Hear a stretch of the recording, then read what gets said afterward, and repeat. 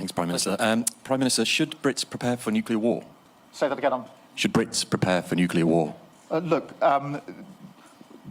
There's irresponsible rhetoric coming from Russia, and that is not going to deter our support for Ukraine.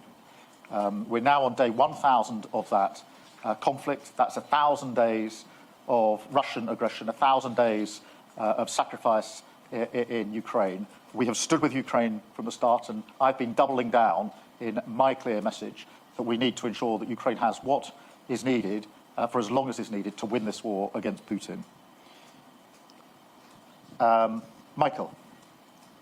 Thank you, Prime Minister. Why is your Rural Affairs Minister suggesting that farmers can avoid paying inheritance tax if they plan properly? Isn't this proof that your policy is hurting British farmers?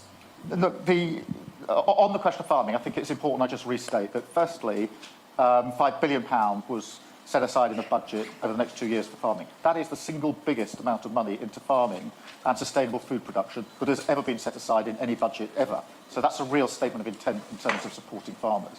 There's also money to deal with flooding, which is a huge problem for farmers, and money to deal with the outbreak of disease, which can be catastrophic for farmers if they lose their livestock. On the question of inheritance tax, the example I've given is a typical example of parents wanting to pass on a farm to one of their children.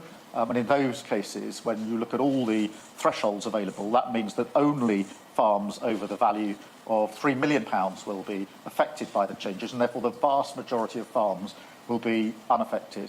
And those that are affected will only pay half the inheritance tax that other people pay, 20%, and they will have a 10-year period over which to pay it. And so that's why I'm very confident in saying that the vast majority will not be affected. How farmers then arrange their affairs within their family is obviously a matter for them. Thank you.